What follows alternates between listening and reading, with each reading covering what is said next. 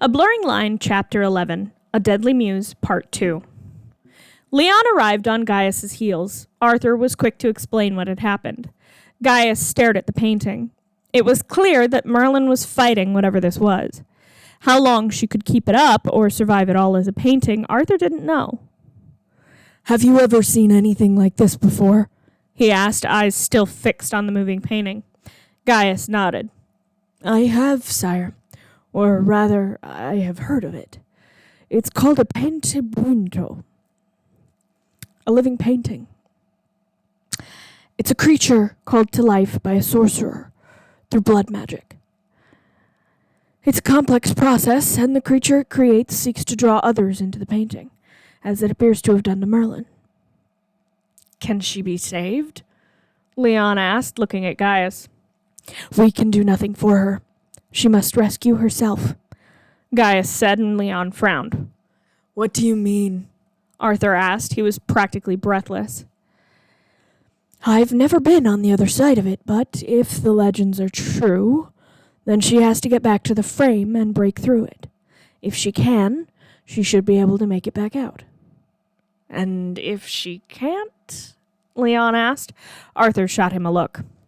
"The common legend is that the creature drags its victims into the background of the painting, out of view of the world, and they are never seen again," Gaius said, his eyes flicking back to the painting. Arthur tensed, glancing at it as well.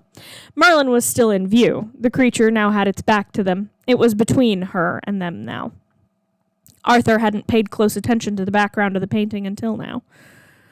It was a stone room, not unlike the throne room of Camelot, with a set of heavy wooden doors in the very back.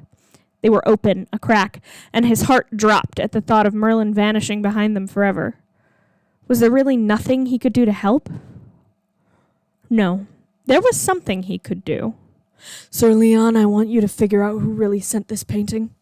Clearly I was the original target. There is a note. I think it's still on my desk. I want this person found. Do not tell my father. If he finds out before we manage to get Merlin out of the painting, he'll put it to the torch without a second thought," Arthur said, gesturing to the desk. Leon rushed over to it. "I can see about doing some research on how to kill the creature," Gaius offered, but they were all distracted by a tearing sound coming from the direction of the canvas. In the moment they had looked away from the painting, the tip of a silver knife had emerged from it. The painting was torn open from the inside and a hand emerged. Arthur darted forward and seized the hand, not really caring if it was the creature. If he had to be dragged off to help Merlin, then so be it. A head of raven hair emerged as he yanked hard. Merlin gasped. There were handprints in paint on her shoulders, her neck. A splatter of red paint was on her cheek. She was shaking as Arthur dragged her back out of the painting. She cried out as he got her most of the way out and was met with some resistance. Arthur dug in his heels and pulled harder. Merlin came free from the painting, only for the creature, latched onto her ankle, to come with her. It didn't look like Arthur even slightly anymore. It was gaunt, with razor-like teeth in a maw that stretched wider than any mouth should go. It was slashed, likely by the paint-stained knife now on the floor of Arthur's room. It clawed at Merlin's ankle, and she screamed. "Leon, the torch!" Arthur called, remembering there were other people in the room. In a moment, Leon appeared between Arthur and the painting, a torch in hand. Flame met canvas, and the creature howled, fit to bring down the castle. Arthur pulled Merlin behind him. She was shaking.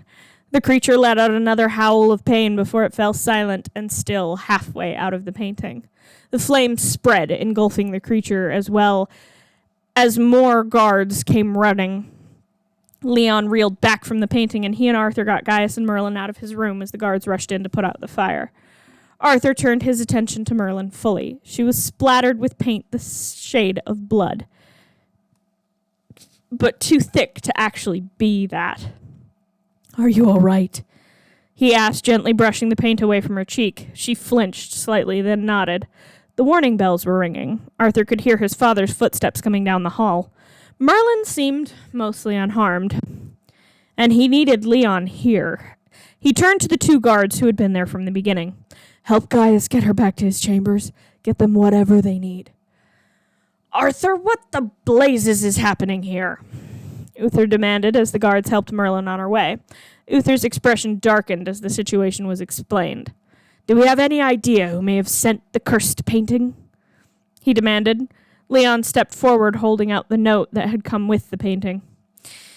It says it's from a Lord Gormose. It's not a name I'm familiar with, Leon said. Arthur frowned. Uther's face pinched. I have not heard of them either. Who delivered it? He demanded. A courier. They said they were handsomely paid to deliver the painting. They'd been summoned to a castle near the border with Estir. Arthur said, remembering as much as he could from their conversation. Uther frowned. Why did it attack the serving girl and not you? Uther asked. Arthur shrugged. I never got as close to it as she did. She was cleaning the table next to the painting. Arthur explained. Gaius is with her now. She only managed to escape the creature because of the dagger you gave her, he said to his father, who nodded his approval. Very good. I suppose she's useful for something, then, Uther said. Arthur bit back a snapping retort. His father could never find out about his feelings for Merlin. He'd have her head off just to teach him something. A few hours later, he sighed. The other servants had finally managed to clean out the debris from his room. The painting and frame were ash, and that made him feel better. He made his way down to the physician's quarters. He heard them before he reached the door. This isn't funny, Gwen, Merlin grouched. No, it's not. But if you'd hold still, this would be a lot easier. Gwen's voice came from beyond the door, and Arthur raised an eyebrow at Elian, sitting on the steps outside. Sorry, sire. Can't let you in. Gwen's trying to help Merlin get the paint out of her hair. There was a splash from beyond the closed door, and Arthur went slightly pink. Is she all right? He asked, and Elian nodded. Gaius said she was, yes. A little bruised, but she'll be fine. Gwen had me drag up a barrel of sand to help scrub off the paint, then kicked me out. Gaius is on his rounds. I'm here to make sure no one barges in, he said, with a slight grin. Thank you. I'll have the kitchens send up dinner for them. Least I can do. She saved my life again, Arthur said. Elian's grin turned mischievous. She seems to have a habit of doing that. And your order is almost finished. I was working on the clasp when Gwen came in. How did she know what was happening? Arthur asked. She was visiting Gaius when it all happened. Said she had something she needed to talk to him about. Elian said, shrugging. Arthur nodded. He looked around before taking a seat next to Elian on the stairs. I'm just glad she's all right, he said, and Elian nodded, patting Arthur on the shoulder. He allowed it, a small smile on his face as he heard Merlin laughing from within the room.